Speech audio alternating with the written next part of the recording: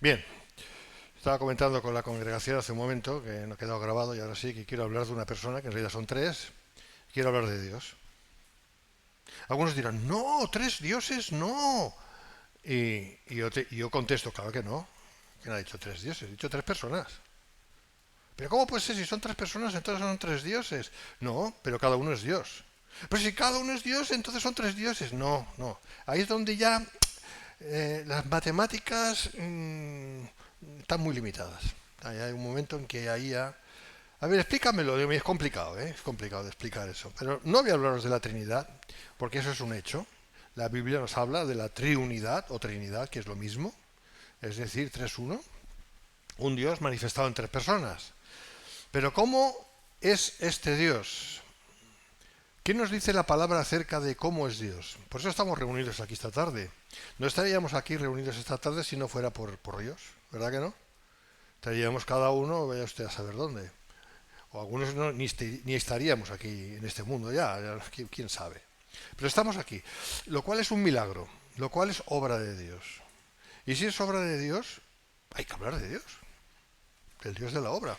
¿Amén? ¿Sí o no? Pues en unas caras algunas, no estoy diciendo nada raro, tranquilos. Bueno, pues eso es lo que nos convoca a hablar de Dios, de nuestro Padre Celestial. Amén. Del Dios Todopoderoso, del Creador de todas las cosas. Vamos a ver algunas descripciones suyas. ¿Qué nos dice la palabra de Dios? ¿Qué nos describe la palabra de Dios acerca de cómo es Dios? Y eso lo vemos entre otros lugares, bueno, toda la Biblia, claro, por supuesto, pero vamos a centrarnos en lo que dice Isaías. Isaías. Así que nos vamos a Isaías 57. Isaías 57, que es un versículo impresionante,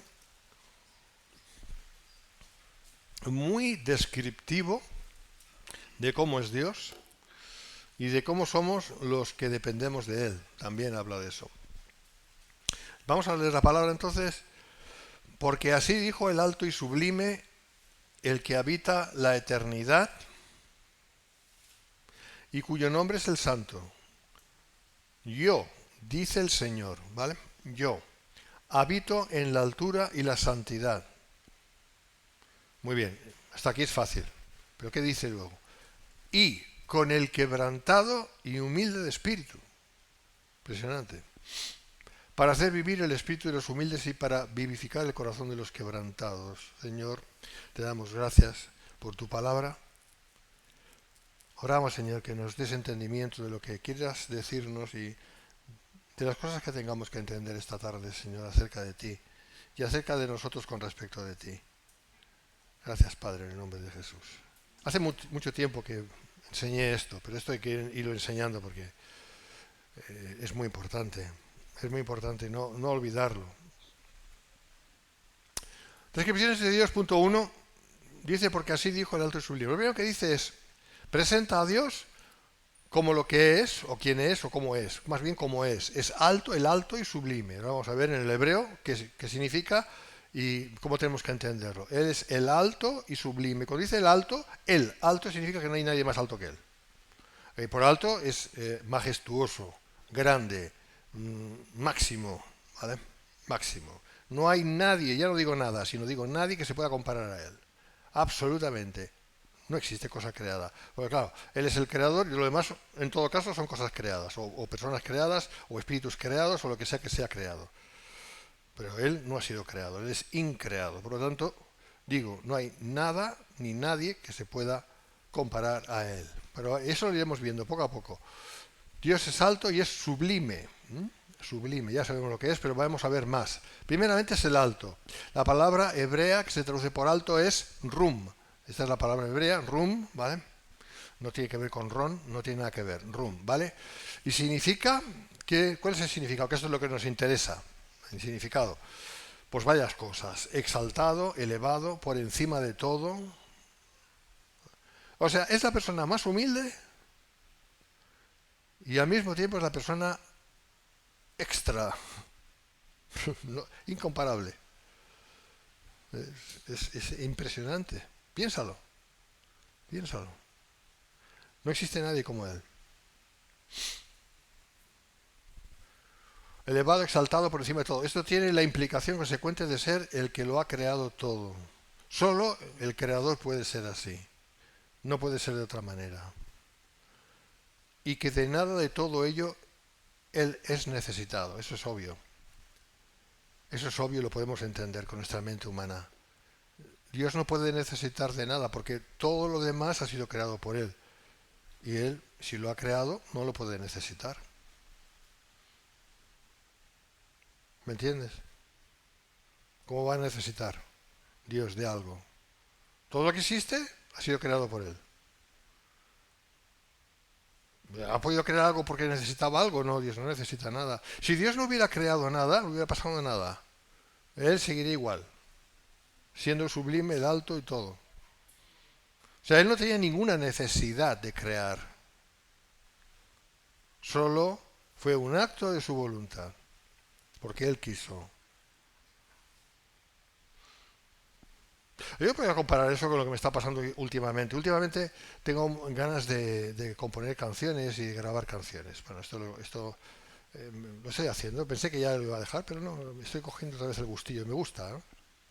Eh, a ver, no me quiero poner yo de ejemplo, pero puede servir para entender lo que quiero decir. Y si decidiese no hacer nada, si decidiese no crear, no componer, no grabar y dejarlo, ¿perdería algo de mi valor como persona? No.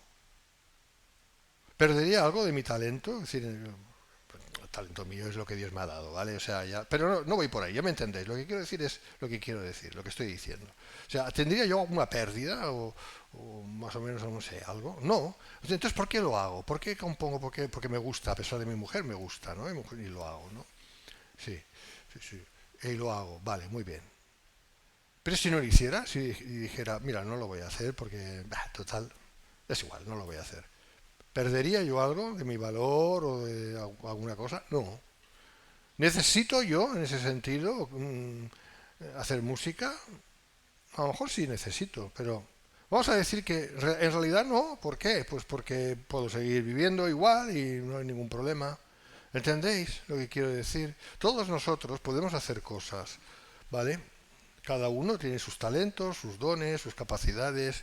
Podemos hacer cosas, pero necesitamos hacer algo para que realmente podamos ser, escúchame, por favor, podamos ser eh, personas. No somos personas porque lo somos. Punto. No necesitamos hacer nada para ser más personas. ¿Amén? ¿Me seguís? No necesitamos hacer nada. Somos lo que somos y ya está. Bueno, eso valga de ejemplo. Dios es igual.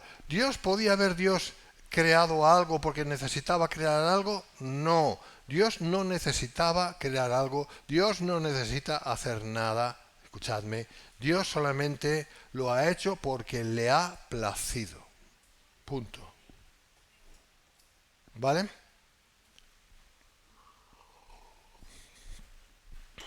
Otra cosa es que lo que ha creado sí le necesita a él, pero ese ya es otro punto. Entonces Dios es el que no necesita de nada y todo le necesita a él. Dice que es el sublime. La palabra hebrea que se traduce como el sublime es nasa nasa. Nada que ver con la NASA, es así en hebreo. Y significa sublime, honorable, respetado, magnificado. Todos estos calificativos. Dios es sublime, nada ni nadie se puede comparar a Él, es inimitable y superior en todos los aspectos y características a todo lo que pueda existir. Aún lo más sublime de lo creado no tiene ni comparación con Él, nada, absolutamente nada. La pregunta que nos podíamos hacer, solamente por hacernos preguntas, sería, ¿podría haber creado Dios a un ser como Él?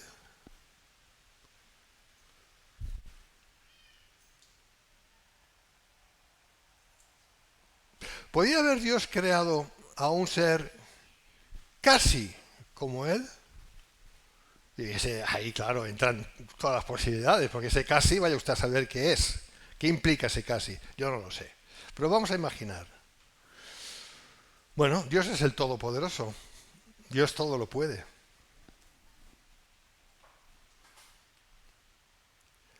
Pero ¿podría haber creado Dios o podría crear Dios a otro Dios? Esta es una pregunta que se han hecho los teólogos muchas veces.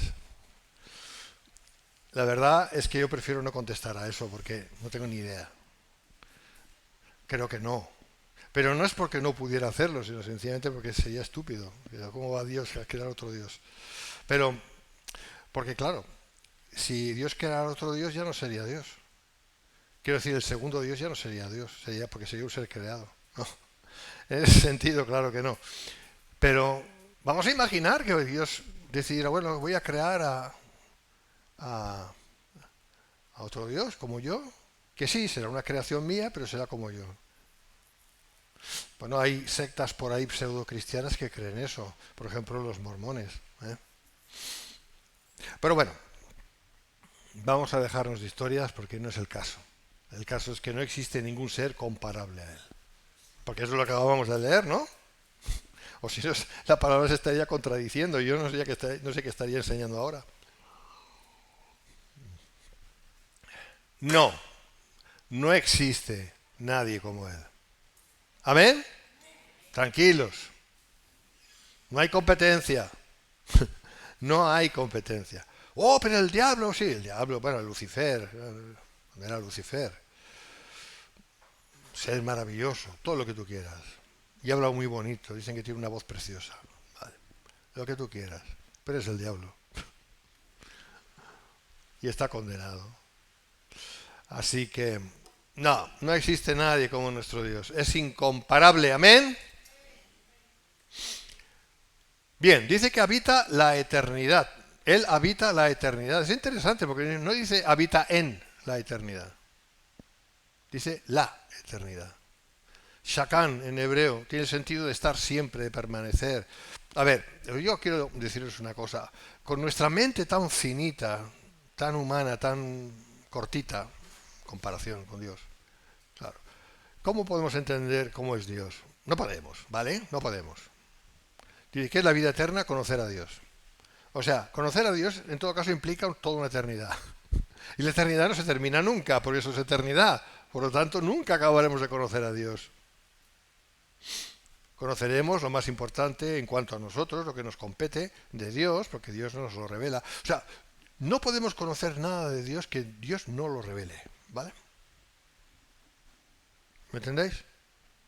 O sea, no podemos ir más allá. Por lo tanto, todos estos ateos tontos, tontos ateos, y todos estos que tienen la ciencia, fíjate entre comillas, la ciencia como máxima expresión de todo, han hecho de la ciencia un dios, porque la ciencia lo explica, la ciencia, son necios, ya lo dice la palabra, en el Salmo 14, no, dice el necio en su corazón no hay Dios. Si tú alguna vez te planteas decir Dios no existe, eres necio. Y tú no quieres ser necio, ¿verdad? ¿Quién quiere ser necio? Nadie quiere ser necio. Pues no digas que Dios no existe. Es que no entiendo, eso es otra cosa. Pero lo que no puedes es, por tu no entender, menoscabar a Dios. ¿Amén? Por eso decíamos antes, estábamos hablando antes, que se haga su voluntad, no la nuestra. Se haga la suya, porque la suya es la que vale. Aunque no la entendamos, no la comprendamos, no nos guste, nos parezca sin sentido, o lo que sea. Eso puede ocurrir muchas veces, no importa. Porque nosotros no podemos en ningún sentido juzgar a Dios. Porque Dios es Dios y nosotros somos simples criaturas en ese sentido. El que habita la eternidad. Dios habita, Shakan en hebreo tiene el sentido de estar siempre. La eternidad, at en hebreo, y tiene el sentido de un término perentorio que dura siempre y nunca termina, significa eternidad. Aquí estamos sujetos al tiempo y al espacio, y por eso nos es muy difícil entender lo que es la eternidad. ¿Cómo podemos entender la eternidad si estamos sujetos al tiempo? Haciendo un esfuerzo de imaginación, podemos decir, pues la eternidad es un presente continuo. Vale, muy bien. Pero no podemos ir mucho más de eso, mucho más lejos que eso, porque no lo sabemos, no estamos ahí. Estamos sujetos a un cuerpo caído, ¿vale? Los cristianos estamos sujetos, estamos en un cuerpo caído, se llama la carne, Pablo le llama la carne, y estamos en este mundo, influenciados por este mundo, en un reino que no es el de Dios. Si mi reino fuera el de este mundo, los míos pelearían, pero mi reino no es de este mundo, ¿verdad que lo dijo el Señor? Pero esa es la realidad nuestra temporal, de momento. Por lo tanto, ¿qué nos toca hacer? Ser humildes y reconocer que poco podemos hacer sin Dios nada. Y vivir muy, muy sujetos a Él. ¿Vale? Porque esa es nuestra realidad. ¿Cómo vamos a entender lo que es la eternidad? Es imposible. Dios es el que habita el estado eterno. Dicho estado eterno existe porque Dios es el eterno. O sea, la eternidad no existiría sin Dios. Él es el eterno. Es curioso porque en francés se llama l'éternel, ¿no? El eterno, el eterno. Es una expresión francesa hablando de Dios, que es el eterno, l'éternel. L'éternel, lo hablan así, siempre lo dicen así. El eterno, el eterno. Y está muy bien, porque eso define todo lo que implica tiempo y espacio. Si hablamos de eternidad, ya no podemos hablar de tiempo. Y si no hablamos de tiempo, tampoco podemos hablar de espacio. Porque ¿qué es el tiempo? Es lo que se tarda de ir de un sitio a otro. ¿No? ¿Había tiempo antes de la creación? No había tiempo. ¿Por qué? Porque no había nada creado, no había nada visible, no podías desplazarte de un sitio a otro, porque no había ningún sitio donde ir. No existía. Así que la eternidad es una realidad porque Dios es una realidad. Dios es la misma existencia. Yo soy el que soy, Yahweh. Acabo de componer una canción que dice esto, dice Yahweh es tu nombre. Ya la escucharéis, la pondré por ahí, por mi YouTube.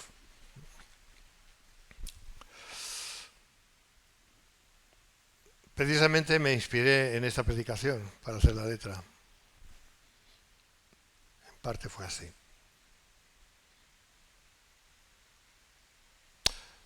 Yo soy el que soy. Eso es lo que significa Yahweh o, como nosotros lo decimos, Jehová. No es el mejor nombre, Jehová. No es así, es Yahweh o Yahuwah. Pero bueno, es igual, es lo mismo. Ahora, como dije, nótese que no dice el que habita en la eternidad, sino el que habita la eternidad. Es decir, el que hace que la eternidad sea un hecho porque Él es un hecho. ¿Vale? Dios es el santo, y cuyo nombre es el santo. Santo, y todo, se abusa mucho de la palabra santo. Hay que entender bien lo que significa santo, porque eso no es cualquier cosa. Esto tiene muchas implicaciones. Acordémonos de Uza. Lo vimos el otro domingo. Uza era un buen tipo. Era un buen israelita. Era un tipo fiel. Muy ayudador. Tanto es así que fue a sujetar el arca y al hacer eso murió. No porque el arca se le vino encima, sino porque Dios le mató. El otro día estaba por ahí viendo una cosa que decía, no, Dios no mata a nadie, Dios es bueno, quien mata es el diablo. Madre mía.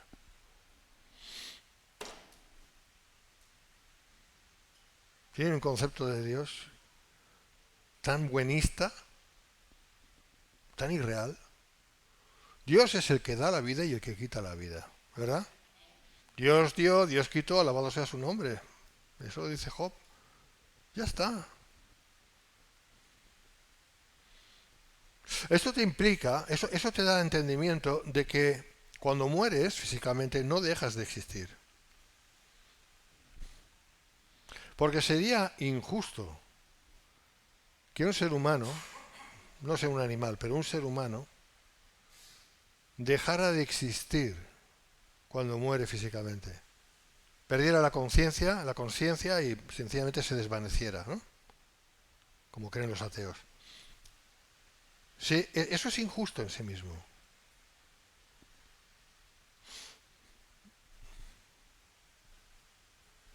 Así que cuando Dios quita la vida, no es que te quita la existencia, te quita solamente el envoltorio.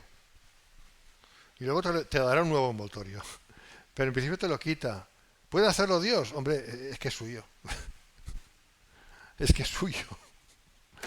Es que Dios no te está quitando nada. Dios sencillamente, en todo caso, coge lo que es suyo.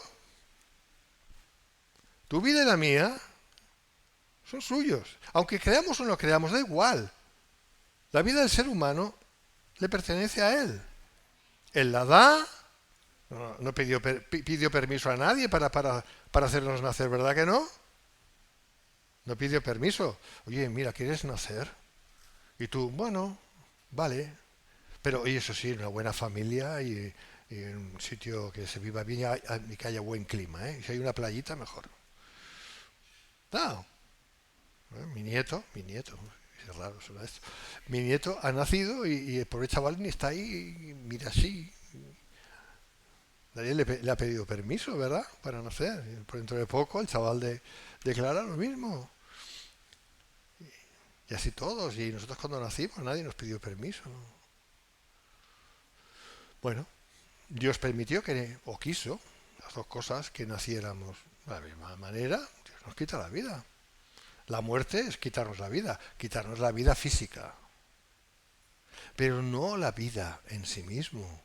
Por eso cuando uno muere físicamente, si es creyente, si es hijo de Dios, va a la eternidad con Dios. Aleluya. Pero si no, va a la eternidad sin Dios. Pero va a algún sitio. Una vez creados, no dejamos de existir.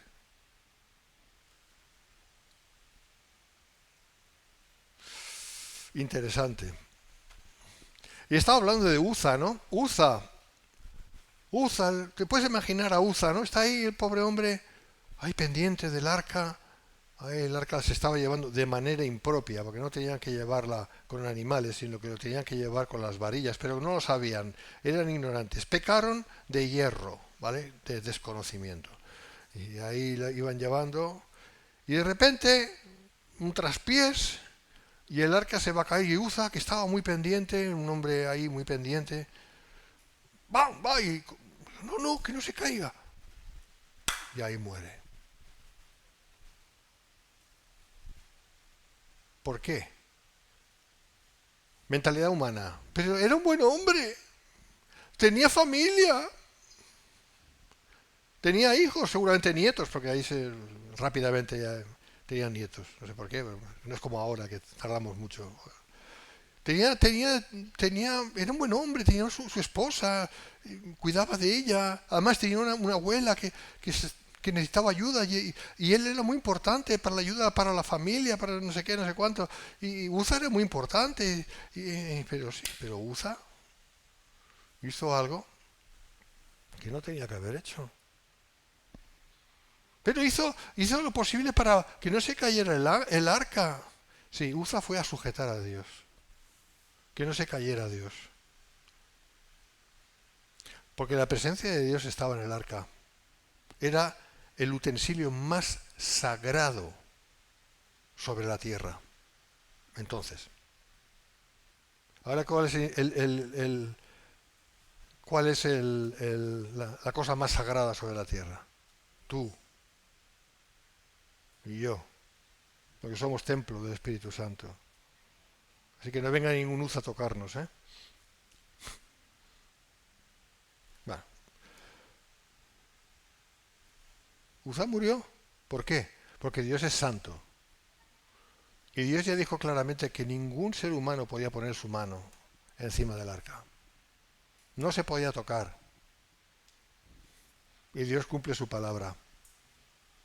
Eso destruye todo concepto buenista de nuestras mentes. Tenemos que ver las cosas como Dios nos las enseña, no como esta sociedad lo enseña. ¿Me estás entendiendo? Y si Dios ha dicho esto, es esto, no es otra cosa. Uza no tenía por qué haber muerto si hubiera sido obediente y no hubiera tocado el arca. ¿Por qué murió? Porque Dios es el santo y nada inmundo puede estar delante de su presencia. Y si nosotros estamos ante su presencia, no es por nuestra santidad, no existe, sino por la de Cristo, porque hemos sido rociados con la sangre del Cordero. Eso es lo único que nos hace estar presentes delante de Dios y que el Espíritu Santo esté en nosotros y seamos templo del Espíritu Santo. Seamos el arca de Dios. Cada uno de nosotros somos el arca de Dios. El Espíritu Santo está en nosotros. Y no morimos, ya lo dije este domingo. ¿Por qué? ¿Por qué no morimos? Por Cristo, por su redención, por su compra, por su sangre. Así que Dios es el santo. En el libro de Job leemos que yo no he escondido las palabras del santo. Job seguramente antes de la recepción de la ley por parte de Moisés sabía acerca del nombre de Dios, porque Job parece ser que vivió antes que Moisés. De Dios es el santo, el santo. Dios está apartado de todo aquello que es vil, de todo aquello de todo, no solamente vil, sino de todo aquello que no es conforme a su esencia. Dios está apartado. En ese caso Dios habita en lo alto, habita arriba. Ahora lo vamos a ver con mayor detalle. Porque Dios no puede mezclarse con lo demás, porque todo lo demás pertenece a una naturaleza caída, corrompida por el pecado. Y Dios no tiene nada que ver con el pecado. Esa es la razón. Y esa es la razón por la cual todo nos podemos explicar tantas cosas en este mundo. ¿Por qué esto? ¿Por qué lo otro? ¿Por qué esto? ¿Por qué lo otro? Porque Dios no tiene nada que ver con el resto de las cosas creadas, porque todo está contaminado. Y tiene que ver con nosotros, sí, porque nosotros no estamos contaminados. Estuvimos contaminados, pero fuimos limpiados por Cristo. Esa es la única razón, no hay otra. En la oración de María en el libro de Lucas leemos: porque me ha hecho grandes cosas el poderoso, santo es su nombre.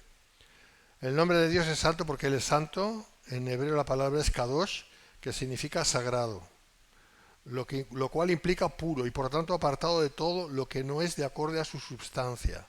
Es inmarcesible, incontaminado, puro en sí mismo y por sí mismo, totalmente alejado de lo impuro en todos los sentidos, en todos, ¿vale? Dios es la máxima expresión del bien porque por su misma naturaleza de amor, Él es el creador del bien. Vale, vamos a ver qué dice. Punto 2. Yo habito en la altura y la santidad, que es eso lo que quería decir antes. Yo habito en la altura y la santidad. ¿Vale? Eso es fácil de entender, que Él habita en la altura y la santidad, está claro. Yo creo que es suficientemente claro. O sea, Dios no se contamina con nada, Él vive aparte, Él está arriba de todo, no hay nadie más arriba que Él, no existe, Él está en la misma altura, Él es la misma existencia, Él vive en la luz, Él es luz. Imagínatelo, ¿vale? No hay nada que se pueda acercar a Él, nada que en sus propias fuerzas pueda acercarse a Él. Nada ni nadie. ¿Vale? Porque es santo. Pero dice, y con el quebrantado y humilde de espíritu. O sea que así como habita en la altura y en la santidad, también habita con el quebrantado y humilde de espíritu. Lo cual parece una contradicción. Pero eso es debido a su misericordia. Y porque Cristo pagó el precio. ¿Vale? Si no, eso no se hubiera podido escribir. O sea que el Padre sabía que el Hijo iba a triunfar. Dios ya sabía de antemano que Jesús iba a tener éxito en su misión. Ahí lo estás viendo, porque Isaías vivió 730 años antes de Cristo. Esto es irrefutable. Vamos a ir viendo esto. Yo habito en la altura de la santidad y con el quebrantado y humilde de espíritu. Lo que Dios dice en este párrafo es que Él habita en diferentes realidades. Vamos a ver, el decir que habita no es meramente una cuestión de lugar o de situación, sino más bien de trascendencia. O sea, esta es una manera humana de explicar algo, que Dios habita. Dios no necesita habitar. Dice que los cielos de los cielos no le pueden contener, dijo Salomón. Pero es para que nosotros podamos entender algo, porque si no, ¿cómo vamos a entenderlo? Trascendencia. Expone el clarísimo contraste entre lo concerniente a la altura, marón en hebreo, y la santidad, kadosh, en las que reside, y lo concerniente a la terrible insuficiencia de un hombre que reconoce su estado. Porque ¿cuál es el quebrantado y humilde de espíritu? El que reconoce que lo es. Lo contrario, pues es el soberbio y el rebelde y el necio, en definitiva. Bueno, vamos a ver. Salmo 68.4, exaltad al que cabalga sobre los cielos. Ya es su nombre, ya y Yahweh es lo mismo, ya es la manera griega de decir Yahweh. Es su nombre, alegraos delante de él. Vemos en este salmo acerca de la inaccesibilidad de Dios, que es el más alto, y además habita en las alturas. Zacarías 2.13, calle toda la carne delante de Jehová, porque él se ha levantado de su santa morada. Cuando Dios empieza a moverse, cuando Dios se ve que está va a hacer algo, está empezando a moverse, a hacer algo, está en su obra, nosotros a callar. Nada de intentar competir con Dios, de ninguna manera, sino Señor. Por eso tantas veces, cuando pasan cosas que aparentemente no son nada agradables, sino más bien desagradables, es porque Dios se está moviendo. Porque Dios lo que va a hacer no es bendecir este mundo. Escuchad bien esto, que es muy importante. Dios no va a bendecir este mundo actual. No lo va a bendecirlo. Este mundo actual está maldito. Está maldecido o maldito, como quieras llamarle. Por Dios. Ya desde el principio, ya desde la caída. ¿Vale? No hay solución para este mundo. Y si te predican otra cosa, diles, mentiroso, eres un mentiroso, estás diciendo mentiras. No hay solución, ni humana ni divina, para este mundo. Este mundo está maldito, lo maldijo Dios por el pecado, por causa de la caída de Adán y Eva. Nosotros somos la excepción, nosotros no estamos bajo maldición, sino en bendición por Cristo, porque Cristo fue maldito y atrajo la maldición sobre sí mismo para que nosotros tuviéramos la bendición. ¿Vale? Pero somos la excepción. La excepción. Todo lo demás, que es todo prácticamente, lo que existe, está pendiente de un hilo que se va a romper en cualquier momento. Y ¡pum! El destino de este mundo es el infierno, es el lago que arde con fuego de azufre, donde la muerte también va a ir. ¿Cómo va a ser ese lago? Esto es difícil de imaginar. Pero todo lo que es, ha sido maldecido por Dios y no ha sido redimido por Cristo, va a ir al lago que arde con fuego y azufre. Esa es la realidad. Así que intentar cambiar este mundo es ser estúpido. Otra cosa es predicar el Evangelio a toda criatura y pues eso sí.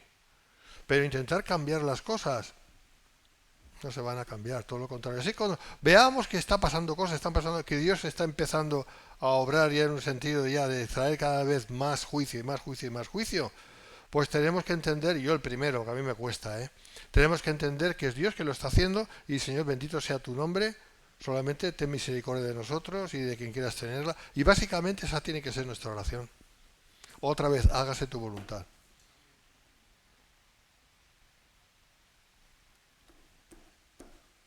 Y mucha paciencia está teniendo Dios, mucha.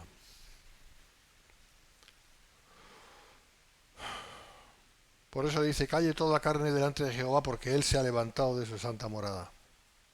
Todos a callar.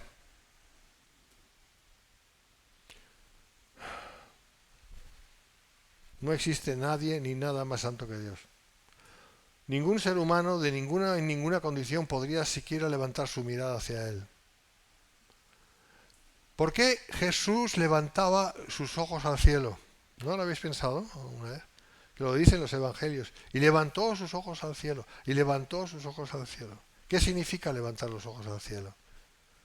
Levantó sus ojos al Padre. Él sí lo podía hacer. Porque fue el único que no tenía pecado. Por eso levantaba sus ojos al cielo. Maravilloso. ¿Y nosotros? Podemos.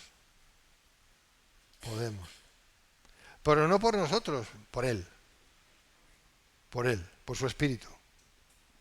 Por su Espíritu. No por nuestro Espíritu, por el suyo, en nosotros.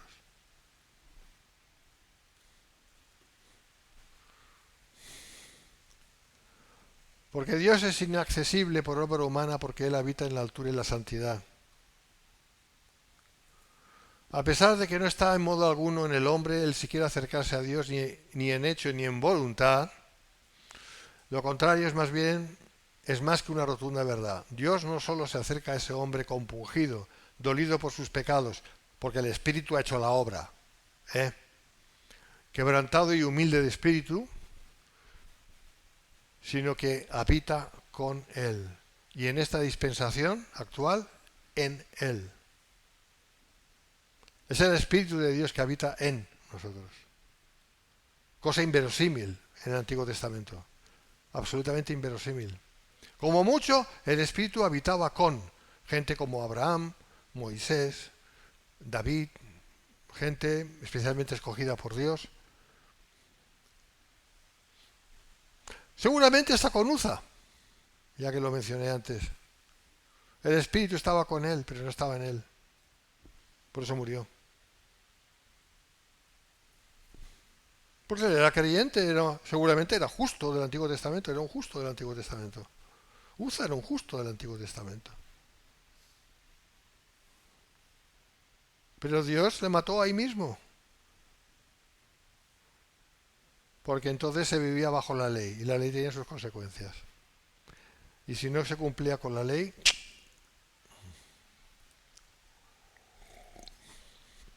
nosotros damos gracias a Dios porque la ley la ha cumplido Cristo. Y nosotros hemos cumplido la ley no en nosotros mismos, por nosotros mismos, sino que Cristo la ha cumplido por nosotros. Esa es la gran diferencia, ¿eh? No es que nosotros somos mejores que aquellos. ¿Qué va? Seguramente si nosotros hubiéramos sido Uza, hubiéramos tocado también, todos nosotros hubiéramos puesto la mano en el arca. O casi todos. Algunos hubieran dicho, no, que estoy embarazada y no puedo hacerlo. Las mujeres se hubieran librado. En fin. Dios habita con el quebrantado y humilde de espíritu, así como Dios habita, es decir, es o existe en las alturas, en lo inaccesible a toda criatura per se. Dios es o existe o habita con el hombre que le teme, el quebrantado y humilde de espíritu. No solamente es lo que el Evangelio dice cuando dice gloria a Dios en las alturas y en la tierra paz, buena voluntad para con los hombres, no para los hombres de buena voluntad, como dice la traducción católica. Es buena voluntad para con los hombres. Buena voluntad no de los hombres, sino de Dios para los hombres. ¿Veis la diferencia? Vale. Sino que va más allá asegurando una permanencia suya en la vida de ese verdadero creyente. No solamente es que Dios va a tener favor con los hombres, sino que va mucho más allá, su misma presencia en nosotros, su santidad en nosotros. Este es el misterio de la piedad, que ya dejó de ser un misterio. No habita Dios con aquel que llamándose creyente vive una vida de acorde a sus deseos y propia voluntad, sino de aquel que siendo creyente vive en total dependencia de Él. Este creyente es el verdadero, el que vive en quebrantamiento y humildad de espíritu, lo cual implica rendición total ante un Dios santo que vive en la inaccesible altura. Dios llega a ese hombre, jamás ese hombre a Dios. Pero eso ya lo sabemos. Voy a darme más prisa. 2. El propósito de Dios al habitar en ese hombre quebrantado y contrito de espíritu. Yo habito, lo que hemos visto, también con el quebrantado y humilde de espíritu para hacer vivir. Este es el propósito. ¿Cuál es el propósito? Para hacer vivir el espíritu de los humildes y para vivificar el corazón de los quebrantados. Es decir, que hay un propósito por el cual Dios habita dentro por su espíritu en cada uno. Hay un propósito, hay un porqué. No es porque sí, no es porque sí, es para hacer algo. Y esto es justamente para hacer vivir el espíritu de los humildes. ¿Qué significa hacer vivir? Significa que Dios nos ha dado eternidad, significa que somos salvos. Eso es lo que significa. ¿Por qué podemos decir soy salvo? ¿Por qué podemos decir yo tengo la seguridad de la vida eterna? Porque se cumple justamente eso, el hacer vivir el espíritu de los humildes. Es nuestro espíritu que es vivificado, no nuestro cuerpo. Nuestro cuerpo, ya os digo que no, ya se ve, cada año más viejos, sino el espíritu. Y vivificar el corazón de los quebrantados. Ahí tiene una implicación con el alma también. Vivificar el alma. Por eso nos sentimos jóvenes, los cristianos. Es como que por dentro la edad no existe. O sea, estamos siempre teniendo 20 años. Por dentro, por dentro. Por fuera no, ya lo sé, ya lo sé. Bueno, también te tienes que cuidar un poco, también, eso también ayuda. Pero bueno, no. Bueno, este es el propósito divino en cuanto a la permanencia suya en la vida de ese verdadero creyente, hacer vivir el espíritu y dar vida a su corazón. Si entendemos bien esto, nos daremos cuenta que la única manera de poder vivir un verdadero cristianismo, tal y como nos lo dice aquí la palabra, es por el Espíritu Santo. Este es el mensaje. El Espíritu Santo nos ha sido dado para poder vivir conforme a Dios en este mundo caído, como ya sabemos, de otra manera no podríamos. Por eso cuando en 2 Tesalonicenses capítulo 2, cuando dice que el Espíritu será apartado, el que frena, el que se manifieste el misterio de la iniquidad y el inicuo sea puesto de lado, que es el Espíritu de Dios, como no puede ser de otra manera, significa que ese Espíritu que vino en poder en Hechos 2 y que está en la Iglesia y que por tanto la Iglesia existe gracias a él, de otra manera no habría Iglesia. Pues la Iglesia tiene que salir de aquí. No hay otra manera. No hay otra manera. Y esta es la explicación porque no hay otra. Por lo tanto, nosotros solo podemos estar donde el Espíritu está. Y si el Espíritu va a ser, el poder de ese Espíritu va a ser sacado de este mundo, nosotros vamos con él. En ese sentido, ¿cuál es el sentido como tal? Se cumplen las palabras ungidas del apóstol Pablo, Romanos 8:9, mas vosotros no vivís según la carne, sino según el Espíritu, si es que el Espíritu de Dios mora en vosotros, y si alguno no tiene el Espíritu de Cristo, no es de él. Bueno, esta es la separación entre verdaderos creyentes y no verdaderos creyentes. Muchas veces hemos hablado de eso. Vemos con esta escritura con claridad meridiana el cumplimiento profético de Isaías 57:15, el moral, el espíritu en el creyente es señal de nueva vida en Cristo. Por eso leemos en 2 Corintios 5:17, de modo que si alguno está en Cristo, nueva criatura es, las cosas viejas pasaron, y aquí todas son hechas nuevas. ¿Vale? Punto 3, importante entender. Los quebrantados y humildes de espíritu son todos aquellos que previamente han sido tratados por el Espíritu de Dios porque pertenecen a Dios. Punto. No hay ningún quebrantado de espíritu ni ningún humilde de espíritu que lo sea porque un día se levantó por la mañana y dijo voy a ser muy humilde, voy a dejar que me den bofetadas por todos los lados, voy a dejar que me pisoteen, voy a ser la persona más humilde del mundo y más quebrantada. A mi mujer le voy a decir sí a todo, lo cual ya implica un gran sacrificio. A mi suegra, que la tenga, también le diré sí a todo.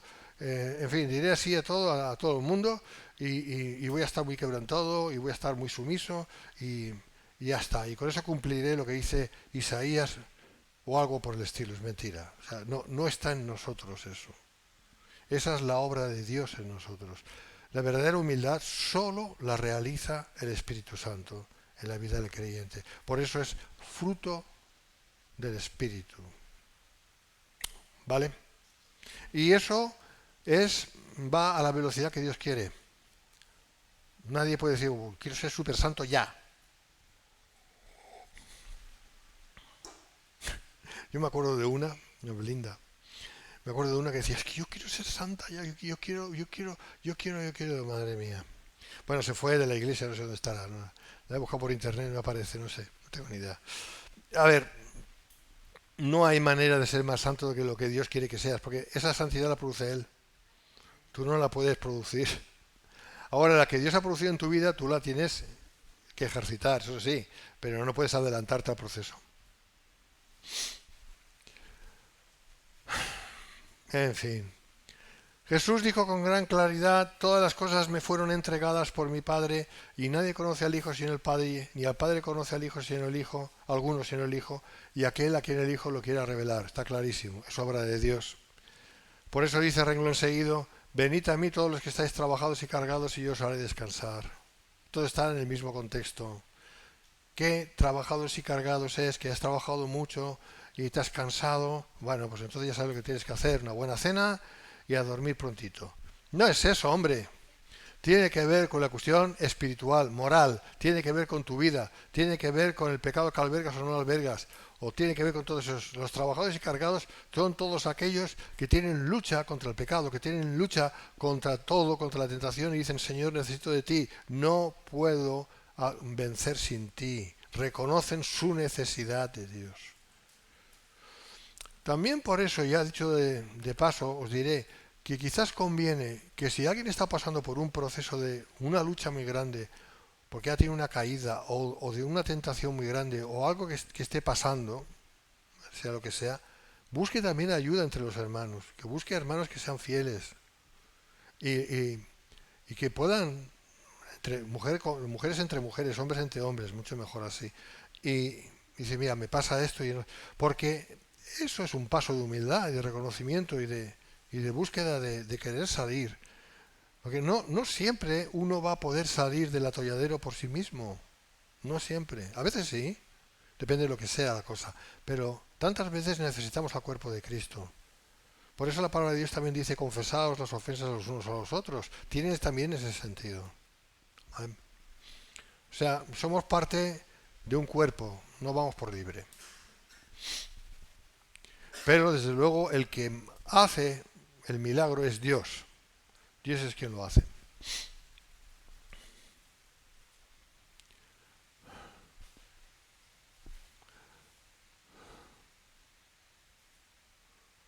Y esto es todo, hermanos.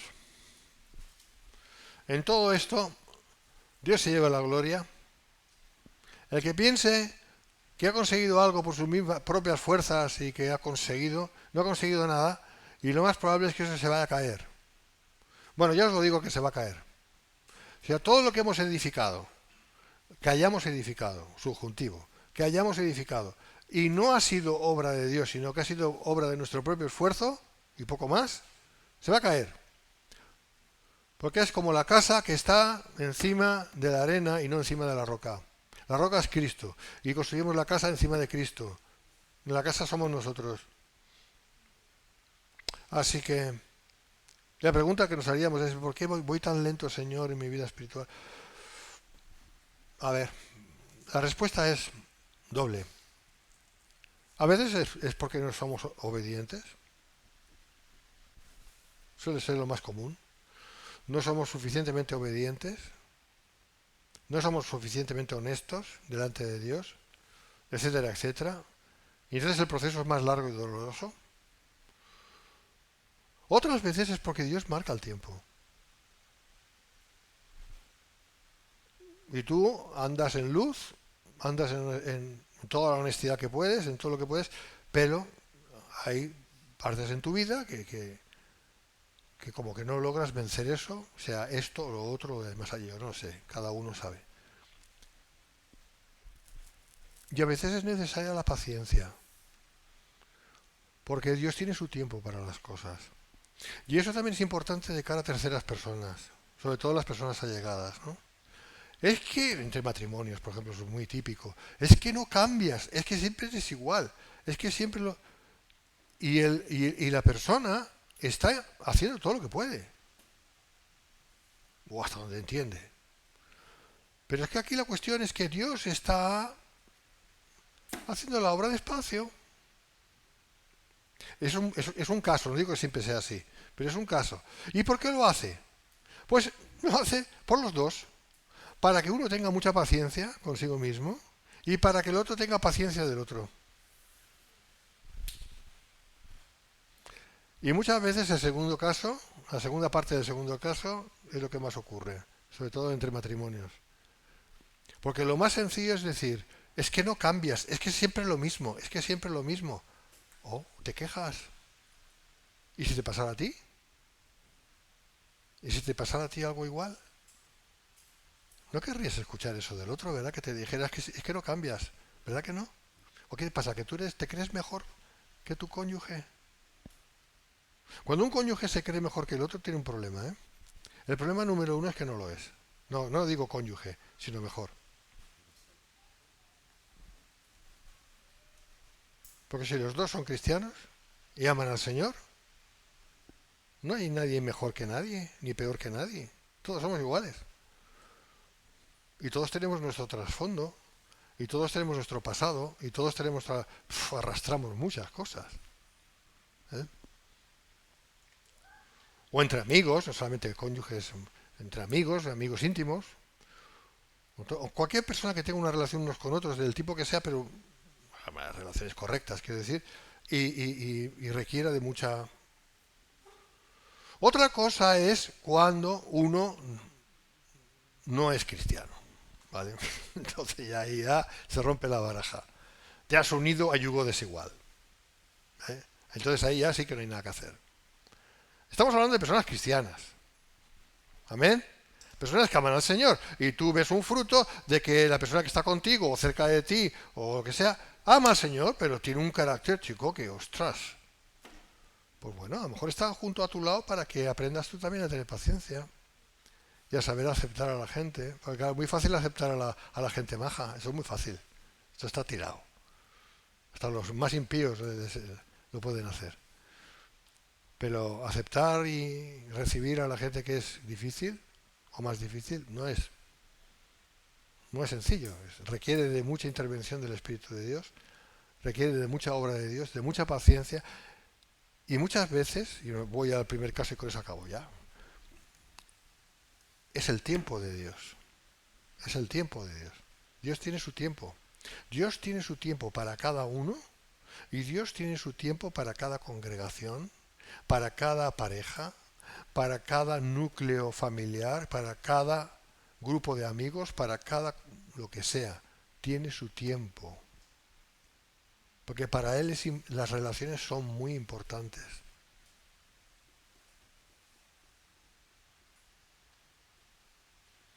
Así que, y me lo digo yo, antes de quejarnos, debíamos entender qué es lo que Dios está queriendo hacer. Y ahí lo dejo.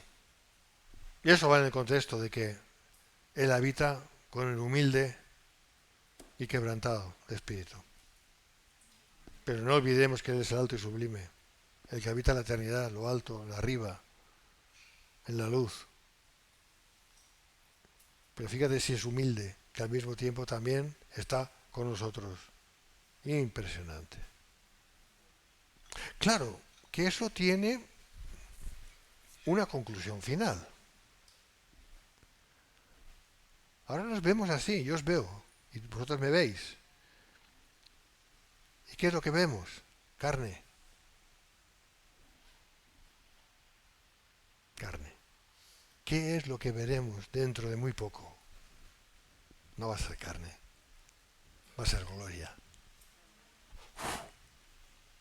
Lo que viene para nosotros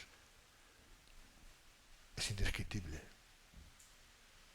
Y así nos ve Dios. Y ese es el ánimo que tenemos que tener.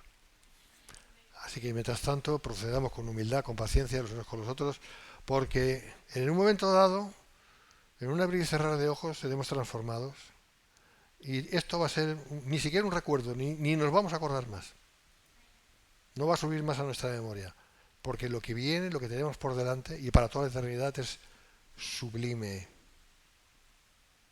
Porque vamos a ser, ya lo somos, pero se va a manifestar lo que somos, que aún no lo somos manifestado, se va a manifestar el hecho de ser la esposa de Cristo. Esto es inimaginable. Dios os bendiga, hermanos. Vamos a ponernos de pie y vamos a orar.